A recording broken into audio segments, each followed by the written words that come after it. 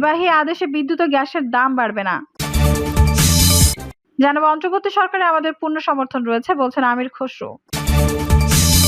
ধানমন্ডির ৩২ নম্বর বাড়ি হোস্টেল করে আবু সাইদের নামকরণ করা হোক, বলছেন ফারুক। এবং সর্বশেষ জানাবো আন্দোলনে সাহসী ভূমিকার জন্য শিক্ষার্থীদের ধন্যবাদ দিলেন তারেক রহমান। দর্শক শুনছিলেন সংবাদ শিরোনাম, এখন বিস্তারিত। নির্বাহী আদেশে বিদ্যুৎ ও গ্যাসের দাম বাড়বে না। বিতর্কিত বিদ্যুৎ ও জ্বালানি দ্রুত সরবরাহ বিশেষ আইনে অধীন চলমান ও কার্যক্রম আপাতত স্থগিত করা হয়েছে। তবে দায় মুক্তির বিধান নামে পরিচিত এই বিশেষ আইনে ইতিমধ্যে সম্পাদিত চুক্তিগুলো বহাল থাকবে। তবে চুক্তিগুলো পর্যালোচনা করা হবে। একই সঙ্গে নির্বাহী আদেশে বিদ্যুৎ ও গ্যাসের দাম বৃদ্ধির কার্যক্রম বন্ধ থাকবে। প্রয়োজন হলে এনার্জি রেগুলেটরি কমিশনের মাধ্যমে শুনানি করে মূল্য সমন্বয়ের সিদ্ধান্ত নেওয়া হবে। বৈঠক শেষে উপদেষ্টা সাংবাদিকদের বলেছেন, ছাত্র জনতার রক্তের বিনিময়ে সরকার এসেছে। বর্তমান সরকার কাজেই জনগণের আশা আকাঙ্ক্ষার বাস্তবায়ন করা। তিনি বলেন, বারবার বিদ্যুৎ ও গ্যাসের দাম বাড়ানোর কারণে জনগণের দুর্ভোগ বেড়েছে। তাই এমন কোনো সিদ্ধান্ত নেওয়া হবে না যা দুর্ভোগ আরো বাড়বে। আমরা বাধ্য না হলে মূল্য বৃদ্ধি করব না। প্রয়োজন হলে কমিশন সবার সঙ্গে কথা বলে তার নীতিমালা অনুসরণ করে সিদ্ধান্ত নেবে। ফাউজুল কবির বলেন, বিশেষ বিধানের অধীনে চলমান সব কার্যক্রম বন্ধ থাকবে। আগে যেসব চুক্তি করা হয়েছে সেগুলো পর্যালোচনা করে সিদ্ধান্ত নেওয়া হবে। কারণ যেহেতু চুক্তি হয়ে গেছে তাই চাইলে তা বাতিল করা যাবে না। এজন্য আইনগত দিক খতিয়ে দেখতে হবে। আইনটি বাতিল করার বিষয়ে তিনি বলেন, এজন্য উপদেষ্টা পরিষদের সঙ্গে কথা বলতে হবে। সার্বিক পরিস্থিতি বিবেচনা করে সিদ্ধান্ত নেওয়া হবে। তবে যে সিদ্ধান্ত নেওয়া হোক তা হবে তাতে জনগণের প্রত্যাশায় প্রতিফলন থাকবে। বিশেষ আইনে যেসব চুক্তি হয়েছে সেগুলো ট্যারিফ নিয়ে প্রশ্ন করেছে। এই বিষয়ে জানতে চাইলে উপদেষ্টা বলেন, বিষয়গুলো পর্যালোচনা করে দেখা হবে। উপদেষ্টা বলেন, আগের সরকারের সবকিছু বাতিল করতে হবে এমন নয়, সবকিছু পর্যালোচনা করে দেখা হবে। যেসব কাজে ভালো বা বহাল থাকবে সেসব প্রকল্প অপ্রয়োজনীয় সেগুলো বাদ যাবে। কারণ সরকারের ধারাবাহিকতা তো বজায় রাখতে হবে। যেসব প্রতিষ্ঠানে রাজনৈতিক বিবেচনায় চুক্তিভিত্তিক নিয়োগ রয়েছে তাদের বিষয়ে কোনো সিদ্ধান্ত নেওয়া হবে কিনা এমন প্রশ্নের জবাবে ফাজল কবির বলেন, সবাইকে তো ঢালাওভাবে বাদ দেওয়া যাবে না। কাজের জন্য লোক লাগবে। কেউ আগে অনিয়ম করলে তাকে একটা সুযোগ দিতে হবে। আমি কর্মকর্তাদের বলে দিয়েছি আগের মতো নিজেদের মন মতো কাজ করবেন তা হবে না। এখন ভাবতে হবে কোন কাজটি করলে জনগণের প্রত্যাশা পূরণ হবে সেভাবে কাজ করতে হবে। উপদেষ্টা বলেন, আমাদের মূল লক্ষ্য হবে ব্যয় সংকোচন, জনস্বার্থ ও জনপ্রত্যাশা রক্ষা করাই হবে আমাদের মূল কাজ। গ্যাস সংকটের বিষয়ে এক প্রশ্নের জবাবে ফাউজুল কবির খান বলেন, সামিটের টার্মিনালটি চালুর বিষয়ে নির্দিষ্ট সময় জানতে পেট্রোবাংলার চেয়ারম্যানকে নির্দেশ দিয়েছি। অন্তর্বর্তী সরকারে আমাদের পূর্ণ সমর্থন রয়েছে, বলছেন আমির খসরু। বিএনপি স্থায়ী কমিটির সদস্য আমির খসরু মাহবুব চৌধুরী বলেছেন, অন্তর্বর্তী সরকারকে আমরা তো সবাই সমর্থন দিচ্ছি। কারণ এই পরিবর্তনে যেসব মৌলিক কাঠামো প্রতিষ্ঠান ধ্বংস হয়ে গেছে এগুলো তো একটা ট্রাকে আনতে হবে। সুতরাং আমাদের পূর্ণ সমর্থন রয়েছে। আশা করি সামনের কাজগুলো যত দ্রুত সম্ভব তারা তা করতে পারবে। আমির খসরু মাহবুব চৌধুরী বলেন, আন্দোলনে ছাত্র জনতার উপর নির্বিচারে যেভাবে গুলি করা হয়েছে তা অত্যন্ত বেদনাদায়ক।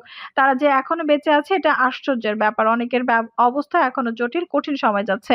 তাদের পরিবারের কার্যক্রম সব বন্ধ। ওরা তো সবাই এখন বিচারের অপেক্ষায় আছে। আমরা রাজনৈতিক জীবনে মনে হয় না বাংলাদেশের ইতিহাসের এই ধরনের নির্বিচার গুলি করে হত্যাকাণ্ড চলেছে। এই আহত লোকগুলো যারা আছে তারা এখন আল্লাহর রহমতে বেঁচে আছে। এদের বাকি জীবন কিভাবে কাটবে এটাও একটা বিষয় আছে। তাদের অনেকে ভালো করে হাঁটাচলা করতে পারবে না, স্বাভাবিক জীবন যাপনও করতে পারবে না। সুতরাং এরা বেঁচে থাকলেও স্বাভাবিক জীবন যাপন করার অবস্থা তাদের থাকবে না। তিনি বলেন, আন্দোলনে অনেক অন্ধ হয়ে গেছে, অনেকের পা চলে গেছে, আবার অনেকের পা থেকেও সেটি অবশ হয়ে গেছে। তারা হাঁটাচলা করতে পারবে না। এমন দুর্বিষহ অবস্থা থেকে জাতিকে মুক্ত করতে হলে এদের পুনর্বাসনের ব্যাপার আছে। আর জাতিরও তো পুনর্বাসনের ব্যাপার আছে। যে অবস্থায় আমরা গিয়ে পৌঁছেছি এরকম কিছু আমরা কোনোদিন দেখিনি। এতে ত্যাগের বিনিময়ে যদি বাংলাদেশ সামনের দিকে এগোতে পারে তবে আমরা একটি নতুন বাংলাদেশ দেখতে পাবো। এর আগে দুপুরে নগরের প্রবর্তকের ইসকন মন্দির ও রাধাকৃষ্ণ মন্দির পরিদর্শনে গিয়ে খসরু বলেন, বেগম খালেদা জিয়া আমাদেরকে পরিষ্কারভাবে বলেছেন বিএনপি সংখ্যালঘু বলে কোনো বিশ্বাস করে না। কারণ বাংলাদেশের সংবিধানে সবাইকে বাংলাদেশী নাগরিক হিসেবে ঘোষণা করেছে।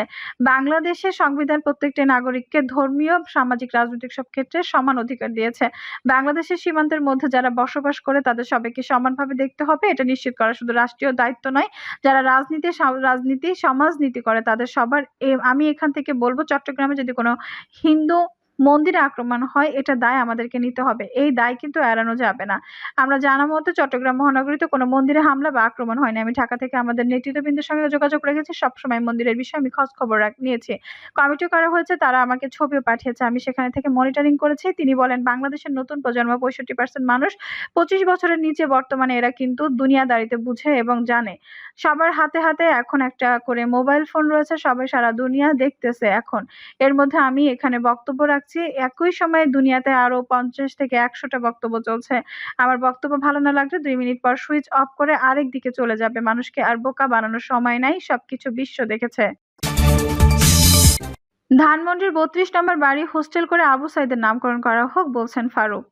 ভারতের মুখাপেক্ষী হয়ে বাংলাদেশ চলবে না, এই দাবি করে বিএনপি চেয়ারপারসন উপদেষ্টা জয়নুল আবেদীন ফারুক বলেন, বাংলাদেশ একটি স্বাধীন দেশ। কোনো দেশের মুখাপেক্ষী আমরা নই। ভারতকে বলতে চাই, আমরা গণতান্ত্রিক দেশের মানুষ হিসেবে অনুরোধ জানাবো, স্বাধীন দেশের প্রতি সম্মান দেখান।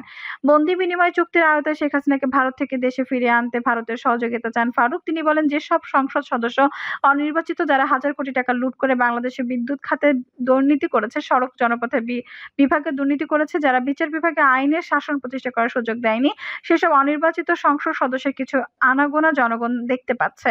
অন্তর্বর্তী সরকারের মাননীয় স্বরাষ্ট্রমন্ত্রী, আপনার কাছে একজন নির্যাতিত রাজনৈতিক কর্মী হিসেবে দাবি করব, আইন নিজের হাতে আমরা তুলে নেব না। আমার নেতা তারেক রহমান বলেছেন, অবিলম্বে তাদের গ্রেপ্তার করুন। ৭ জানুয়ারির ভোটবিহীন ডামি নির্বাচনে ৩০০ এমপির বাসায় হাজার কোটি টাকার ডলার পাবেন।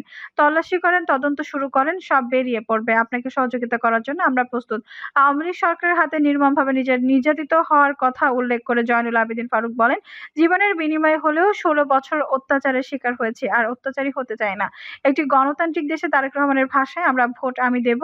এ অধিকারের ভিত্তিতে একটি নির্বাচন দেশে হোক। সেই নির্বাচনের মাধ্যমে দেশের মানুষ তাদের অধিকার ফিরে পাবে।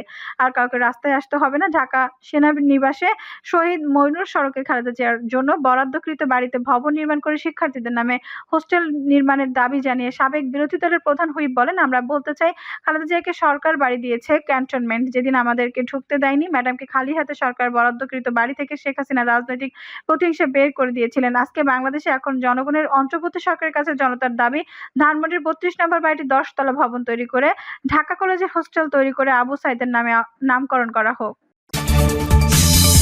আন্দোলনে সাহসী ভূমিকার জন্য শিক্ষার্থীদের ধন্যবাদ দিলেন তারেক রহমান।